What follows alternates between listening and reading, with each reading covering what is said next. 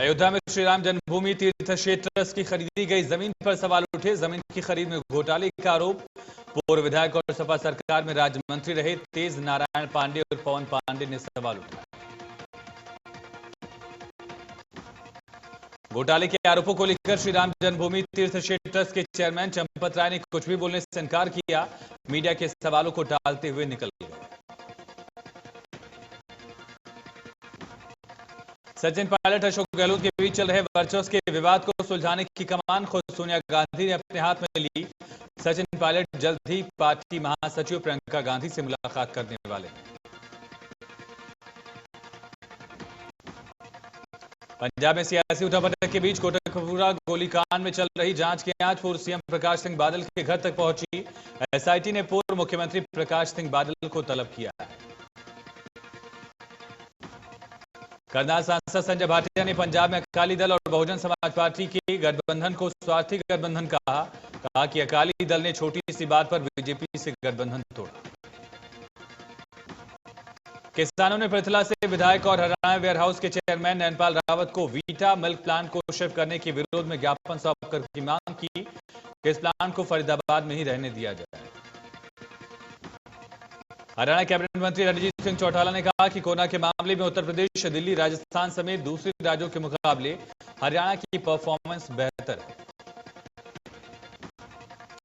गुरुग्राम में महाराणा प्रताप जयंती के मौके पर कार्यक्रम। बीजेपी नेता नवीन गोयल ने कहा, महाराणा प्रताप के जीवन से हमें बहुत कुछ सीखने को मिलता है।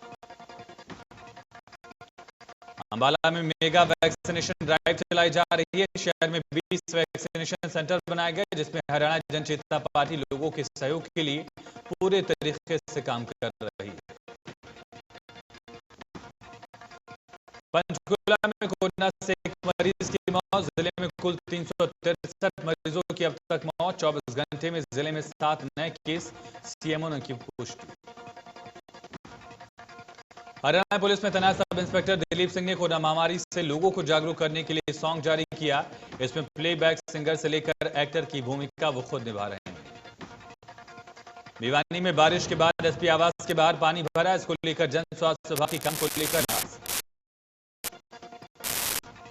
सिरसा में मूसलाधार बरसात से शहर के कई इलाकों में जल भराव। वाहन चालकों को सबसे ज्यादा दिक्कत। ज्यादातर चौक चौराहों पर जल भराव की स्थिति। भिवानी में मामूली बारिश ने प्रशासनिक इंतजाम की पोल खोली। बीटीएम चौक इलाके में बारिश के बाद सड़क धंसी, गहरा गड्ढा बन गया। यहां कुछ दिन पहले सीवर लाइन डाली थी। फतेहाबाद में दूसरे दिन भी तेज हवाओं के साथ जोरदार बारिश। लोगों को भीषण गर्मी से राहत, लेकिन शहर में कई जगहों पर पानी भरा।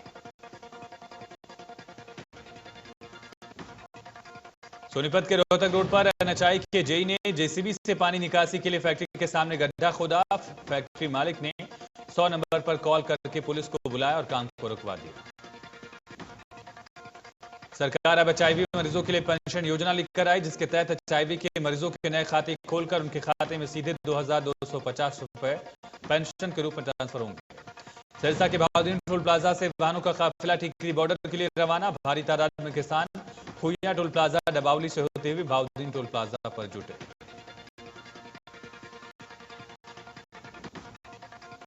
नारायणगढ़ उपमंडल के बपौली गांव में जमीन विवाद को लेकर दो पक्षों में झगड़ा। 54 साल के एक शख्स की चाकू से हमला कर हत्या।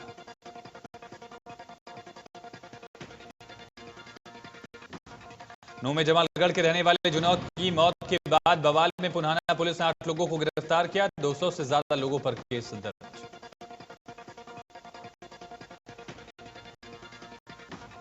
सोना में आसिफ हत्याकांड को लेकर सद्भावना सभा में कमेटी गठित की गई। इस मामले में निर्दोषों को बचाने की कोशिश करेगी। सोनीपत के मोहाना थाना क्षेत्र के गांव जाजी में संदिग्ध हालत में 20 दिन पहले एक लड़की गायब हुई थी। मामले में पुलिस पर कार्रवाई न करने के आरोप। एसपी दफ्तर के घेराव का गांव वालों ने किया ऐलान। कैथल पुलिस ने अपहरण की गुत्थी सुलझाई। एसपी ने प्रेस कॉन्फ्रेंस कर बताया कि 3 अपहरणकर्ताओं को गिरफ्तार कर उनके कब्जे से दोनों व्यक्तियों को रिहा करवाया गया। कुरुक्षेत्र में पीपली के पास नेशनल हाईवे पर दिल्ली से पंजाब की ओर जा रही सवारियों से भरी 2 बस टकराई। हादसे के बाद एक बस पलटी, जिसमें दर्जनों लोग घायल।